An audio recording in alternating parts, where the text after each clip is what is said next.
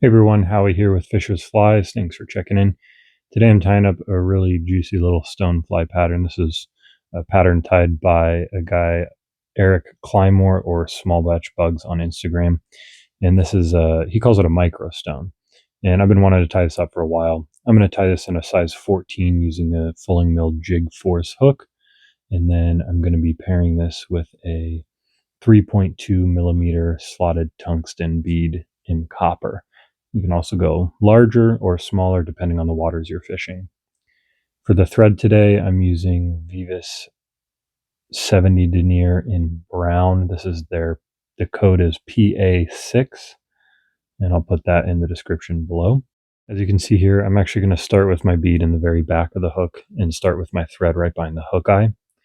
I'm going to try and keep my thread flat on this fly to keep this as thin as possible. And I'm going to take my thread all the way back to the hook bend. And the reason for this is that for the legs or antenna and tail, I'm going to tie it all in at once out of one piece of material. Here I'm using Flexi-Floss Micro from Fulling Mill in brown.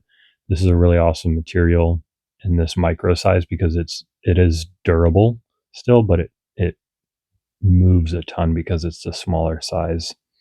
So I'm going to take a length that's probably about 3 to 4 inches in size, double it over on itself, and then tie it in starting in the back here. And again, I'm starting by tying in the tails here.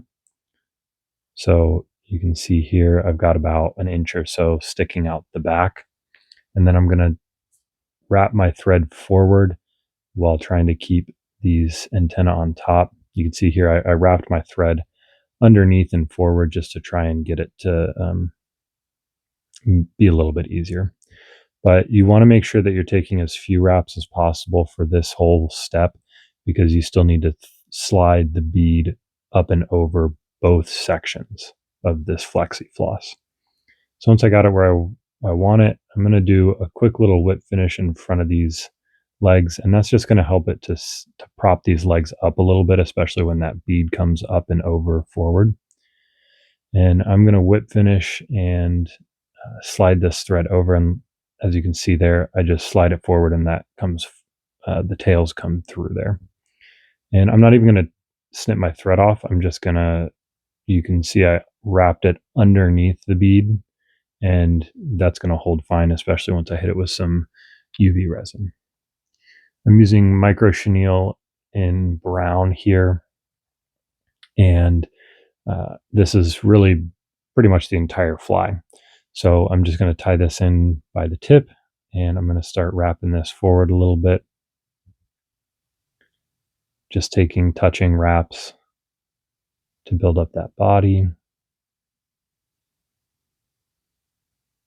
And then once I get to right behind the bead, I'm going to go ahead and secure this and snip it off. Lastly, I'm going to grab some more of that micro Flexi-Floss and get, again, a decent piece of it. This one's going to be about 2 to 3 inches. This is just going to be the legs, the front leg portion. And again, I'm going to double it over, and I'm going to take 2 loose wraps just on top, and then I'm going to situate my legs on either side. So if you just take 2 loose wraps and let it hang, it'll be easier to do that. And then I'm just going to take another wrap, and then I'm going to grab some Tactical Microflash dub in rusty brown from Fulling Mill. And all this is doing is, one, finishing the fly off, adding a little collar, but it's also going to help these legs sit properly. They're going to splay out a little bit better. It's going to push, especially you can see the front section of these legs are trying to kind of go backwards. And even the front ones come forwards, or back ones comes forward because of the pressure of the thread. So I'm putting this in there to just try and push those legs backwards where they need to be backwards and forwards where they need to be forwards. And then I'm just going to advance my thread right in front of these legs, and I'm going to whip finish while pulling the front legs back. This is probably one of the hardest parts of this fly.